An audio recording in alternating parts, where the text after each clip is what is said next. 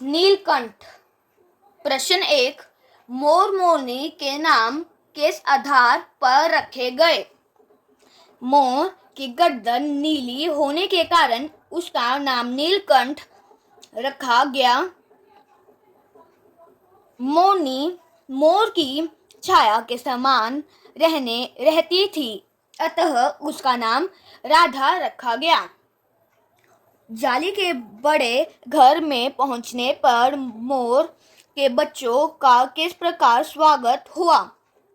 जाली के बड़े घर में पहुंचने पर मोर के बच्चों का सभी पक्षियों ने स्वागत किया। उनके मन में ऐसा कौतूहल जागा जैसे नववधू के आगमन पर परिवार में होता है। लक्का कबूतर नाचना छोड़कर दौड़ पड़ा और उनके चारों ओर घूमकर गुटरगू करने लगा। बड़े खरगोश ने गंभीर भाव से उनका निरीक्षण किया। छोटे खरगोश उछल कूद मचाने लगे। तोते एक आंख बंद करके उनका परीक्षण करने लगे। प्रश्न 3। लेखिका को नीलकंठ की कौन कौन सी चेष्टाएं बहुत भाती थी? उत्तर। लेखिका को नीलकंठ की निम्नलिखित चेष्टाएं बहुत भाती थी। पहला, गर्दन ऊंची करके देखना। विशेष भंगिमा के साथ गर्दन नीची कर दाना चुगना। तीसरा, गर्दन को टेढ़ी करके शब्द सुनना। फोर्थ, मेघों की गर्जन ताल पर उसका इंद्रधनुष के गुच्छे जैसे पंखों को मंडराकर बनाकर तन्मय नृत्य करना। पांचवा, महादेवी के हाथों से होले होले चने उठाकर खाना। सिक्स्थ, महादेवी के सामने पंख फैलाकर नृत्य की मुद्रा में खड़े होना। प्रश्न 4। इस आंदोत्सव की रागिनी में बेमेल स्वर कैसे बज उठा? वाक्य किस घटना की ओर संकेत कर रहा है? उत्तर। यह वाक्य उस घटना की ओर संकेत कर रहा है जब लेखिका ने बड़े मियाँ से एक अधमरी मोरनी खरीदी और उसे घर ले गई। उसका नाम कुब्जा रखा। उसे नीलकंठ और राधा का साथ रहना नहीं भाया। वह नीलकंठ के साथ रहना चाहती थी, जबकि नीलकंठ उससे दूर भागता था। कुब्जा ने राधा के अंडे फोड़कर छितरा दिया।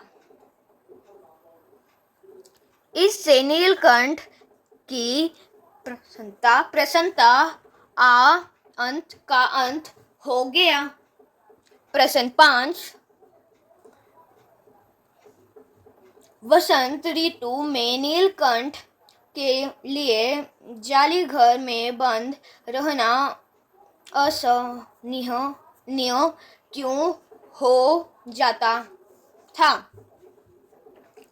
वसंत ऋतु में जब आम के वृक्ष सुनहली मंजरियों से लद जाते थे और अशोक के वृक्ष नए पत्तों से ढक जाते थे, तब नीलकंठ जाली घर में बेचैन हो जाता था। वह बसंत ऋतु में किसी घर में कैद होकर नहीं रह सकता था। उसे पुष्पित और फलवेत वृक्ष भाते थे। तब वह बाहर निकलने को व्याकुल हो जाता था। प्रश्न 6। जाली घर में रहने वाले सभी जीव एक दूसरे के मित्र बन गए थे, पर कुब्जा के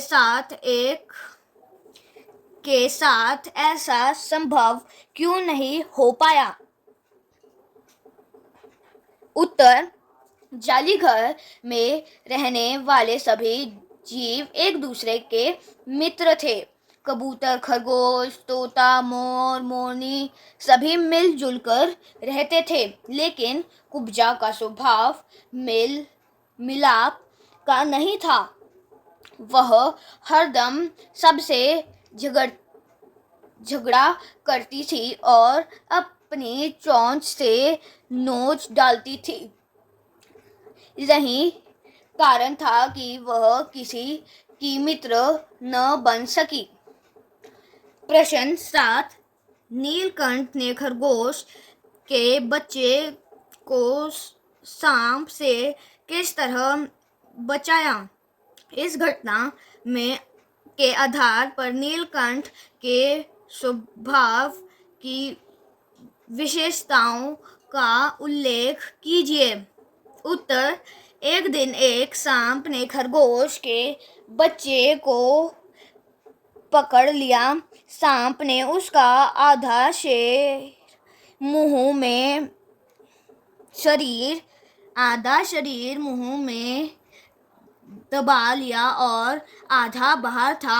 नीलकंठ ने उसकी चींची का स्वर सुन लिया। उसने नीचे आकर सांप को फन के पास पंजों में दबाया और उस पर चोंच से इतने प्रहार किए कि वह अधमरा हो गया। पकड़ ढीली पड़ते ही खरगोश का बच्चा सांप के मुख से निकल गया। इस घटना से नीलकंठ के स्वभाव की निम्न विशेषताएं उभरती है। पहली, नीलकंठ परोपकारी था, वह दूसरों का दुख नहीं देख सकता था। दूसरा, नीलकंठ साहसी था। उसने खरगोश के बच्चे को बचाने में साहस का परिचय दिया था। तीसरा, वह दयालु स्वभाव का था, क्योंकि उसने रात भर खरगोश के बच्चे को अपने पंखों के नीचे रखकर गर्मी प्रदान की।